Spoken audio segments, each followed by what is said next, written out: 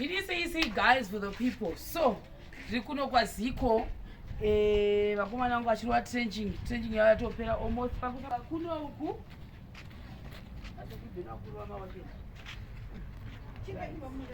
so zvamuri kuona famba ndiri muno mukati metrenching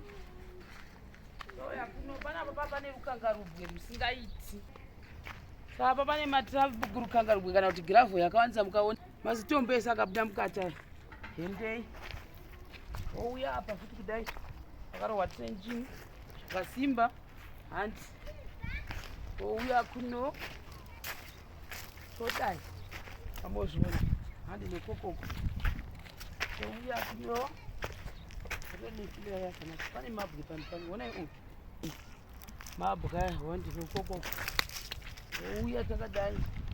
morova ukoko mozviona uko vakashandwa big time ouya kuno ndokwaziko kuya wandakakuradzai musuyo mavhidhiyo yangu ndongapatamaisa anenge akawaisa zvakadi wodaiwo so ndakuya nekuno touya odai touya let's go handei takura ehe ndau soti kune siri kuda kusvika kuzasuka enda kumashure kana siri kuda iri kubuda saka ndo kwatiri kuno kwaZiko apa takugadzira kuti pachirogwa footing from footing takutanga brickwork guys takauya panapa pane muhomba imbamba ili muhomba chaiyo but onai izvozvi kuri kuti tosvika uko hamunozoona sekurubeni uko vari kutoekera vakutoonaneka uko touya hanzi topinda muno touya oenda uku hamunozvipeka trenching yedu isisi yafamba vatega toona kuti pakamira sei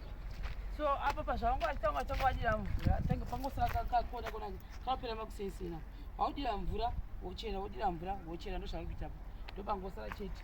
otherwise kwese uko kwarohwa kwapera hamunozviona daichabuda ndi ipabuda here akanyudzira saka ni guys for the people basa riri kufamba kumvurwi kwafamba vakutodi izvi kutoka kwati kuita ndomungu vatoita backfilling woramarama kutwa decking kutoka kwati kuita kana nhasi kana zvikafamba kwazvo zvinhu zvikange zvasvika maybe mangwanawo kwamusana anotanga kudira footing makutoita macompetition material yakasvika yakanonga kusvika kako vangogara saka chatombokonfirma kuti yazosvika yakati haisati but otherwise kunoku bcause apa pana pasemende dziripo simbi dzavo ndozava kuda kumirira kuti mangwana dzisvike saka vari kupesa apa padigwa mvura apapa vanenge vachipesa makusenseni then vakutanga kutoruka simbi dzavo dzekudira footing panext week toita kuti zvimwe panobata friday next week maybe box takutoona kuti zviri kufamba sei pabox apapa saka kuno kwaZiko kuri kufamba zvakanaka totenda Mwari. So guys, keep in touch with us. Mogara matiudza guys kuti tigadzire mateams evanhu vanenge vachiuya kubasa ukareka undifuma kuti mangwana come and do a project for me project challenge because ndida kutanga tambovheta vanhu vatishanda navo vachoni saka gara mandibata in advance mundiudza kuti musi wakati ndopatoda kuti unge uchiuya kunoku I think ndizvozvo guys for the people tingotendera then uko kwamazare kumasvingo Kapenda is doing his job ndofunga kuti kwati kuti kudai maybe the other side vatopedza kuti sei kuleya matrasses avo chaona kuti tinoenda musi wechingani kumbonoona kuti vava papi nebasa kwamazare kwacho ikoko from there chingotenderera chidero zviri kufamba ndokutofamba kwazvo in the name of Jesus. By December toita kutora zvimwe maybe toita maprojects anosvika ma20 we don't know but right now we are running 4 projects at the same time zviri kuita. I'm praying kuti tinge chirana kana 10 at the same time hamunozviona ndokuita kwa saka mukuona imba yedu yotaridza kwese kuchiona ngaione kuti yakakura sei imba yedu iri kunoku kwaZiko. This is the second house yataita kuti kwaZiko inonosvika uko yodzoka kuti kwese ukoko youya kudivi uko ndokwamuri kuona uko saizvizvi ndaakudzokera zvangu kumba aiwa makombiyuta majaira iko zvinezvi ndopinda nemutown from town kudzokera kumba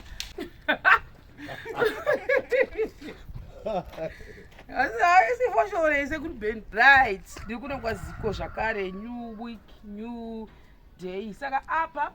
pakudigwa footing yakusaidi kunoko pakudigwa footing apo ukuzviona saka valeya simbi dzavo kusvika uko kwamuri kuona uko ndokwavaleya then vakudira footing side kunoko handiene kusaidi tichitenderera